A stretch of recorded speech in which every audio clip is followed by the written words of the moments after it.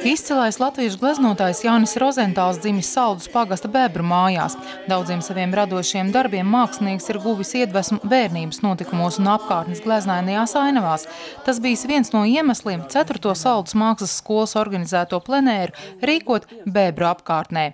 Tajā piedalījās mākslas skola audzēkņi no 5 skolām. Paši gleznojām arī šeit, Bebros un visur. Un skatījāmies tās vietas, kur viņš ir gleznojis, un mēģinājām to pašu līdzīgu uzgleznot. Man patīk vairāk tās izjūtas, ko Jānis Rozentāls notver savos darbos. Es nemāku to paskaidrot, viņš to savu laikmeta garu tā īsti notver.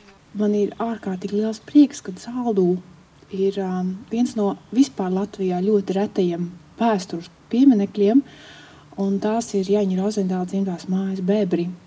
Saldniekiem ir ar ko lepoties, jo vēstures pieminekļu skaits valstī ir ļoti minimāls. Bet, lai cilvēks saprastu, kas tad ir būtiski saglabāt un par ko ir jārūpējās gan saldeniekiem, gan arī pieminekļu īpašniekiem, ir patiesi šī pati ēka un apkārtējā vide. Protams, tas ir liels sloks zināmā mērā, ka viņa kultūras valsts piemineklis, bet otrā ziņā tas ir virzītājs spēks tam, lai iet uz priekšu un risinātu tos jautājumus par šīs ēkas tālāko esamību un dzīvi. Plenērs rīkots ar Cemeks iespēju fonda atbalstu, savukārt paralēli ar Saldus novada projektu fonda palīdzību Bebru bēniņos ierīkot izstāžu zāli, kurā apskatāmi labākie plenēra laikā tapušie jauno mākslinieku darbi. Tie papildinās Rozentāla dzimto māju pastāvīgo ekspozīciju. Lielais grieziens un izstāžu zāle ir atklāta.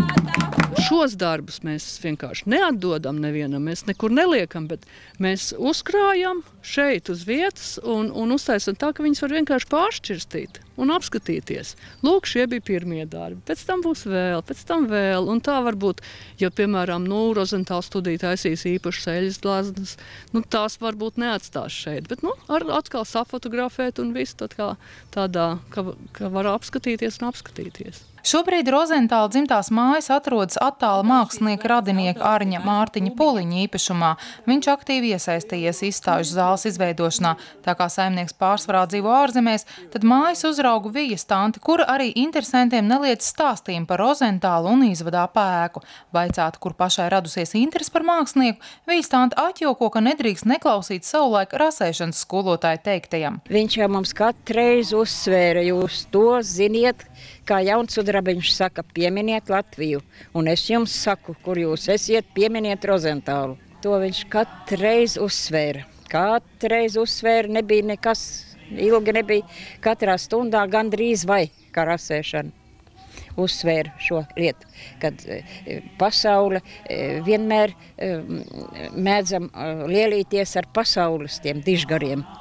Bet viņš teica, atcerieties, ka mums pašiem ir sētā, savā sētā ir dižgars, un kāpēc par to mēs tik maz interesējāmies. Jā.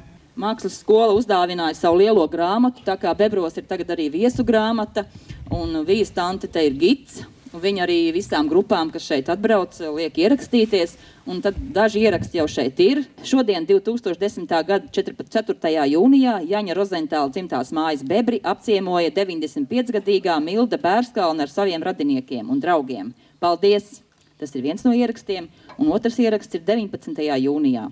Ciemojos Bebros, Jāņa Rozentāla dzimtajās mājās.